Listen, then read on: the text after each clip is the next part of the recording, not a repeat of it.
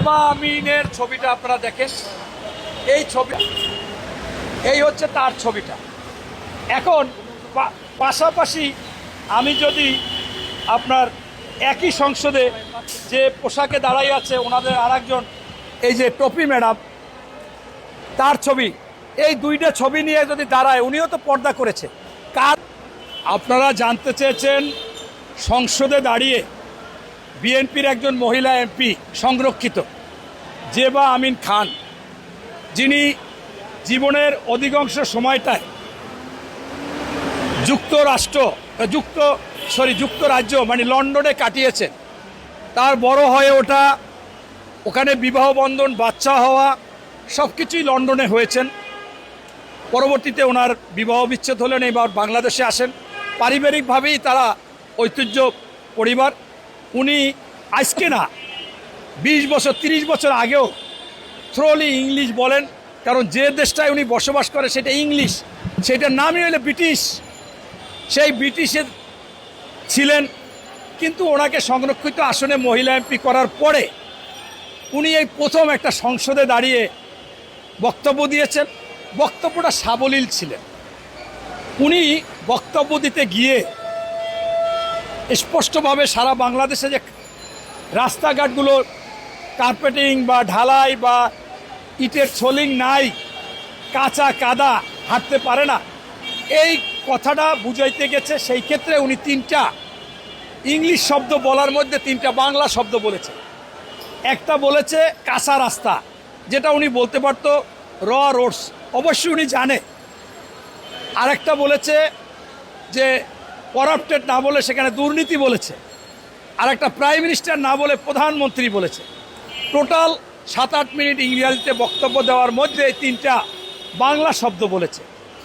আমরা কিন্তু বাংলাদেশের সবাই এই কথাগুলো বুঝেছি। যদি না বুঝতাম তাহলে বোঝা যাইত। পাশাপাশি আপনাকে আমরা বলতে চাই, বাংলাদেশের প্রধানমন্ত্রী, প্রেসিডেন্ট সহ সকলেই কথায় কথায় কোনো সময় বাংলার মধ্যে ইংরেজি বলে। আমি আপনাদের বাজেট সম্পর্কে সাক্ষাৎকার দিয়েছি। সেই সাক্ষাৎকারে আমি দেখলাম, আমি স্টুডিওতে গিয়েও সাক্ষাৎকার দিচ্ছি, আপনাদেরও দিচ্ছি, প্রত্যেকটা জায়গায় আমি বাংলার মধ্যে একটা ইংলিশ বলে ফেলছি আমার অজান্তে। সেইটা কি আমি বলেছি, তারেক রহমানের এই সর্ববৃহৎ বাজেট স্বাস্থ্য বান্ধব, কৃষি বান্ধব, শিক্ষা বান্ধব, সবচেয়ে সেন্সিটিভ জুলাই বান্ধব। জুলাইতে যারা শহীদ হয়েছে শহীদ পরিবারকে সম্মানই দিবে, যারা আহত হয়েছে তাদের 3টা ক্যাটাগরিতে ভাতা দিবে।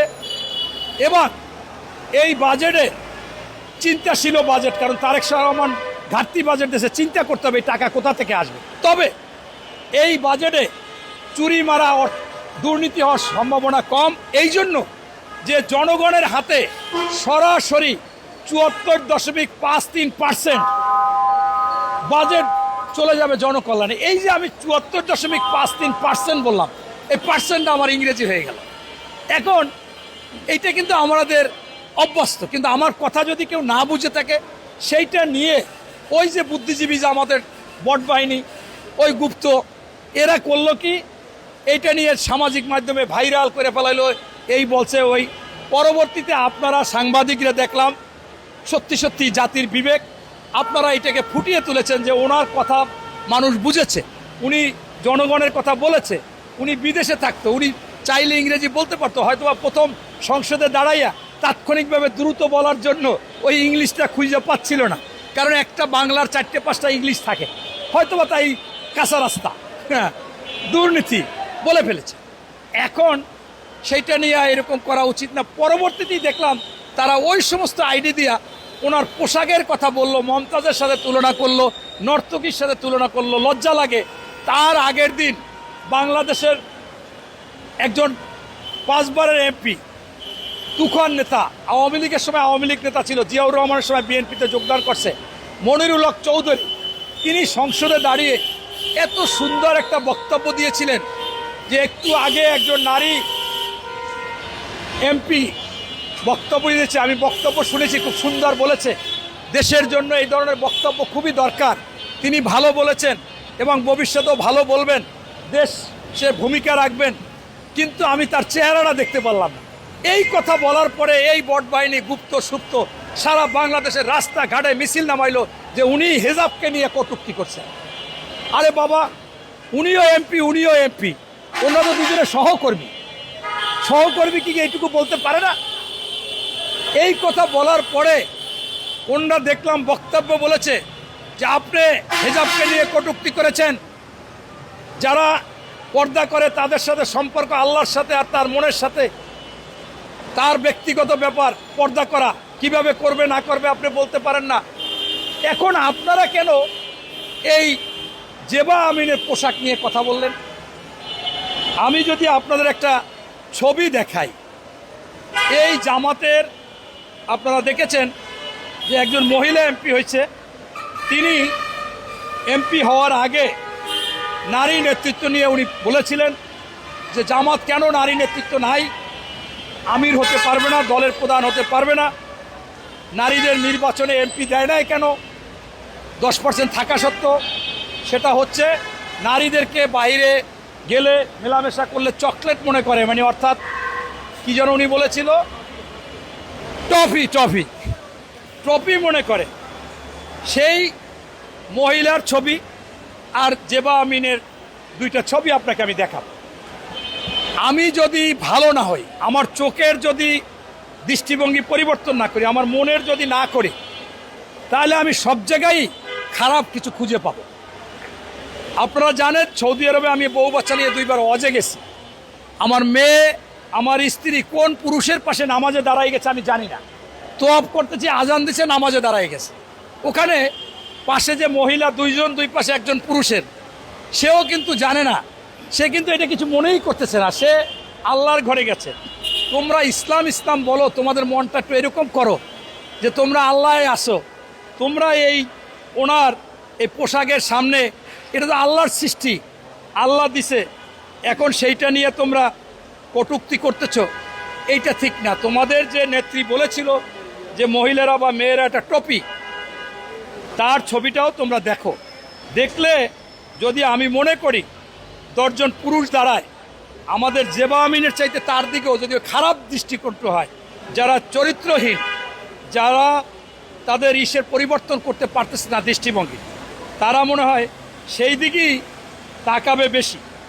এই যে বিষয়, এটা আপনার বুঝতে হবে যে ছবিটাই তো আপনার কাছে কি ওই এর ভিডিও তো আছে, আপনারা তো এটা ভিডিও দিবেন, কার জানো ওই যে এমপির আছে, এই বক্তব্যটা দিছিল না, জেবা আমিনের ছবিটা আপনারা দেখেন। এই ছবিটা নিয়ে তারা চাচ্ছি আজকে এই ইসলামের নাম দিয়ে তাদের বুদ্ধিজীবী বট বাহিনী, গুপ্ত বাহিনী, এরা জেবা আমিনের একটা পোশাক নিয়ে তারা আজকে বিভিন্ন ধরনের কথা বলেছে। তারও একটা সংসদের যে ছবিটা ওরা দেখে বলেছে যে সে নর্তকী, সে মমতাজ, সেই ছবিটাও আপনারা দেখেন। এই হচ্ছে তার ছবিটা, এই হচ্ছে তার ছবিটা। এখন পাশাপাশি আমি যদি আপনার একই সংসদে যে পোশাকে দাঁড়াই আছে ওনাদের আরেকজন, এই যে টপি ম্যাডাম, তার ছবি, এই 2টা ছবি নিয়ে যদি দাঁড়ায়, উনিও তো পর্দা করেছে। কার দিক কোন জায়গায় চোখ পড়বে? যাদের দৃষ্টিভঙ্গি খারাপ, যাদের চরিত্র খারাপ, যাদের চোখ খারাপ, যাদের মন খারাপ, আমার মনে হয় এই জামাতের এমপির দিকেই তাদের নজরটা বেশি পড়বে। এখন আল্লাহর সৃষ্টি তো আপনি ফেলাই দিতে পারবেন। তাই আমি বলতেছি এই দৃষ্টিভঙ্গির পরিবর্তন জামাতকে করতে হবে। আমি আপনাকে আজকে যদি বলি যে জামাতের আমির সবচেয়ে মহামিথ্যুক, প্রতারক এবং ধোঁকাবাজ। সে বলে যে আমার দলে কোনো ধর্ষক নাই, যদি থাকে আমি রাজনীতি বাদ দিয়ে দেবো, আমার দল বাতিল করে দেব। অথচ আপনারা দেখেন যে ওনার এই জামাতের লোক, মসজিদের ইমাম এবং একটা মাদ্রাসার শিক্ষক, ওনার নাম হইলে জনাব মাওলানা আবুল বাশার, এই জাজিরা শরীয়তপুরে, সে আপনার মসজিদে তুলে একটা মেয়েকে ধর্ষণ করেছে। 6 বছরের চিৎকারে ধর্ষণ করা শুরু করেছে। চিৎকার শুনে মানুষ এসে তাকে ধরলো।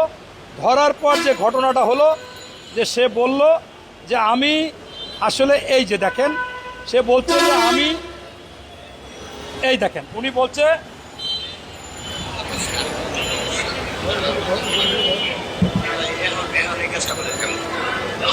বলছে যে আমাকে শয়তানে পাইছে। জামাতের নেতা মসজিদের ইমাম 6 বছরের শিশুকে ধর্ষণ করতে যাই গ্রেপ্তার হয়েছে। পুলিশ জিজ্ঞেসে, জনগণ জিজ্ঞেস আমাকে শয়তানে পাইছে। গত পরশু দিন আরেকজনেরও জামাতের শয়তানে পাইছে। সে 6 বছরের একটা মেয়েকে ধর্ষণ করেছে। যখন তাকে জিজ্ঞাসা করেছে তখন সেও বলছে যে আমি বুঝতে পারি নাই, এই মেয়েটা 6 বছরের বয়স, আমার গলা ধরে আসে দাদু দাদু বলে, আমাকে খুব আদর করে, পরে আমি আর কি ধর্ষণ করছি। এখন এই রকম যদি ওনাদেরকে শয়তানে পায় তাহলে বাংলাদেশের অবস্থা হবে কি? আমাদের ছোট ছোট বাচ্চারা কি করবে? এই জন্য আমি বলি যে জামাতের আমির মহোদয় এইগুলোকে ঠিক করেন। এই যে এটা হলো সিলেটে, এইটা হলো সিলেটে। বলছে আপনি কি কাজটা করছেন? এই মেয়েটার করছি, ওই গলা ধরে আমার দাদা ডাকে, দাদু জামাতের নেতা। এখন জামাতের আমির কি বলবে? তা আমি বলি কি, শুধু এইরকম না, আমি আজকে এক কথায় আপনাদেরকে বলতে চাই, বাংলাদেশের শিশু ধর্ষণ, শিশু বলৎকার, শিশু হত্যা, পরকীয়া, বিধবাদের উপর করা, আওয়ামী লীগ যারা বিদেশে চলে গেছে এই স্ত্রীদের উপর কামকাজ করা, এইটা জামাতের আশকারায় হচ্ছে।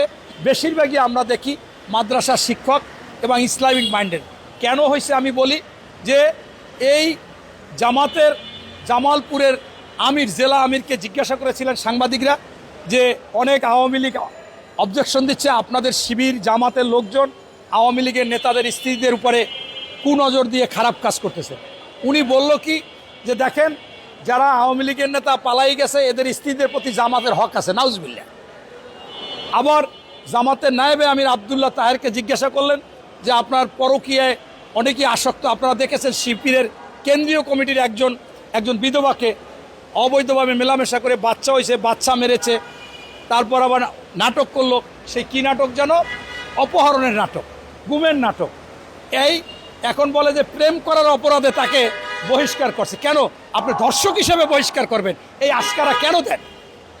এখন সেই নায়েবে আমিরকে জিজ্ঞাসা করলে আবদুল্লাহ তাহেরকে, সে বলে যে দেখেন, ধর্ষণের চাইতে পরকীয়া ভালো। নাউজুবিল্লাহ, এটা কি কোনো কথা? একজন লোক চাকরি করে বিদেশে আর তার বউকে দেয় পরকীয়া করবা।